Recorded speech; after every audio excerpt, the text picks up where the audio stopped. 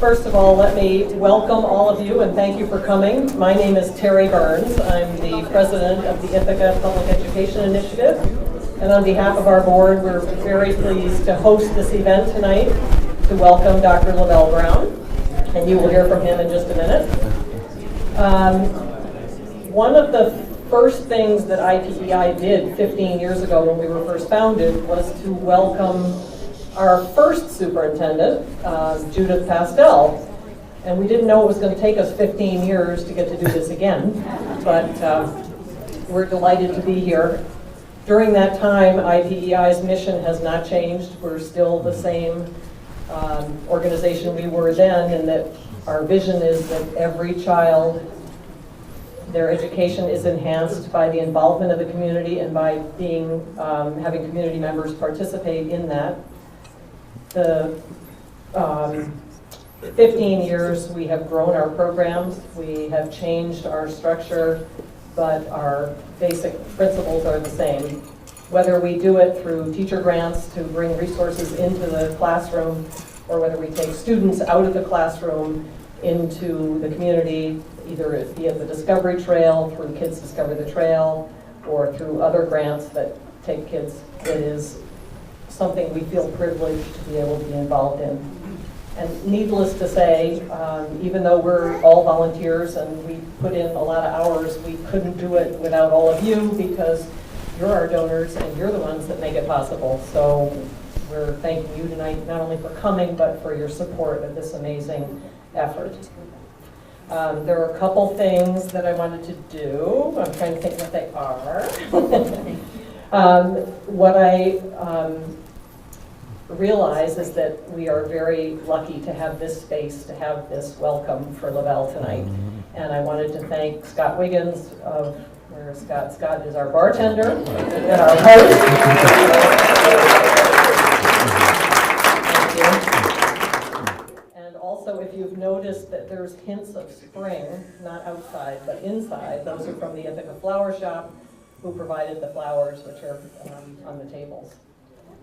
Also, an event like this doesn't happen without some good people behind the scenes, and Mary Granger and Julie Langenbacher, who are examples of two of our dedicated volunteers and board members, put this on tonight.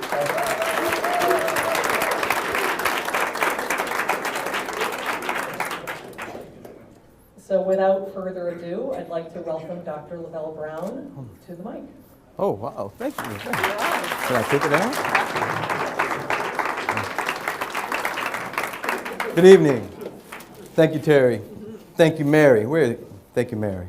Thank you all the IPEI folks for hosting this event and for welcoming myself and my family.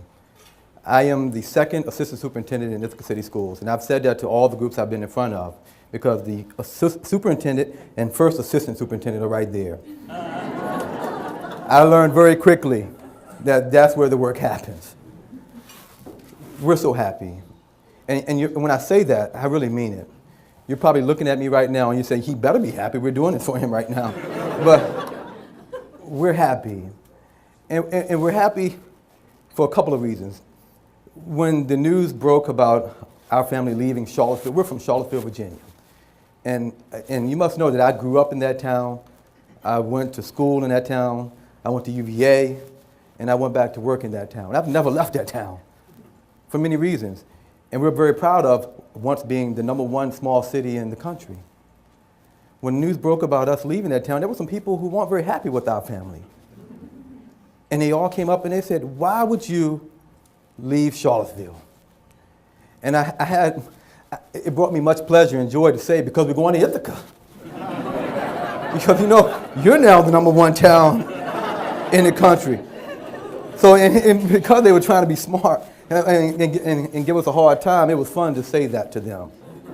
But in the back of our heads, as we thought and prayed about coming here, we did think about what's going to happen when we take off and go to a place, because we were safe in that town.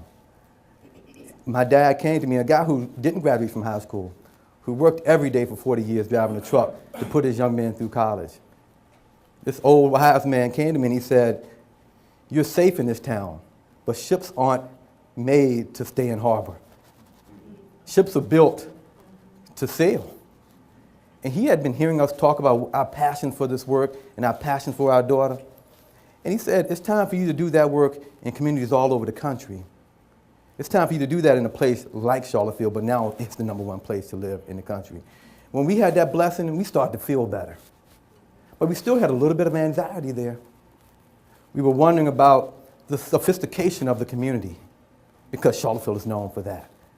We were wondering about the partnerships that the community agencies had with the school district, because we were known for that in Charlottesville. We were wondering about the kind of students we were going to have in our community and the kind of friends our daughter were going to grow up with. We stand before you tonight, and we're fine. We've learned very quickly that we have all of that right here. We were worried about the warmth also. We're also fine because the people in this room and the people we've had the opportunity to be in front of are so warm, and you've warmed our hearts. My wife and I haven't cooked a meal yet. We're eating good. We're drinking good wine. So the people have made us warm. So we're going to get through this winter and the next. We together are going to build a world-class school district. I guarantee you. We have a good one now. We're going to define what it is to be a world-class, excellent school district, and we're going to build it together. We're going to make it simple also, in some ways. It's going to be difficult work, but in many ways it's going to be simple. We're going to do it through a lens of relationships, rigor, and relevance. Relationships.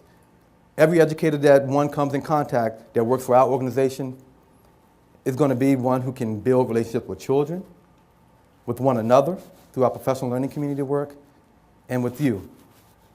That's going to be the first thing we're going to focus on, building strong, lasting relationships.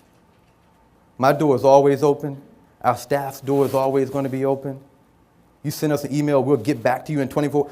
Well, I've been saying 24 hours, but my wife, when I'm up at 11:30 at night doing email, she smacked me a couple of times. So 24 to 48 hours, we'll get back to you. We'll sit down with you. Our door is always open. We're here to partner and learn and grow and build strong relationships together. Rigor, we're going to redefine what it is, what good teaching and learning looks like in our classrooms. I've been sharing some pictures with staff over the last month. And unfortunately, when I put up a picture from the 1920s, the 1960s, and last week, too often they're looking the same, other than the ones from last week were in color. We're going to redefine what good teaching and learning looks like. What it looks like to have educators facilitate the conversation versus be the primary provider of the information. We're going to redefine what a good assessment looks like. Having sat down for 8 hours and taken a New York State assessment, I know how bad assessments can be. And not having a clue about what I knew about the work. We're going to redefine what a good assessment is. So that work you're going to hear much more about going forward. In relevance, I've been saying to staff that I fear that our profession, and I'm a lifelong educator, and we're taking this work back, but I fear that our profession is becoming obsolete because we're not relevant anymore. There are a lot of business folks in the room, and I've met many of you tonight. I know you fear obsolescence. And the way to not be obsolete is to talk and learn from your customers. We've been engaging in conversations as educators about what do our customers want. They don't want their classrooms to look like the 1920s. They don't want to sit in rows. They want technology tools at their disposal. They want arts and music programs.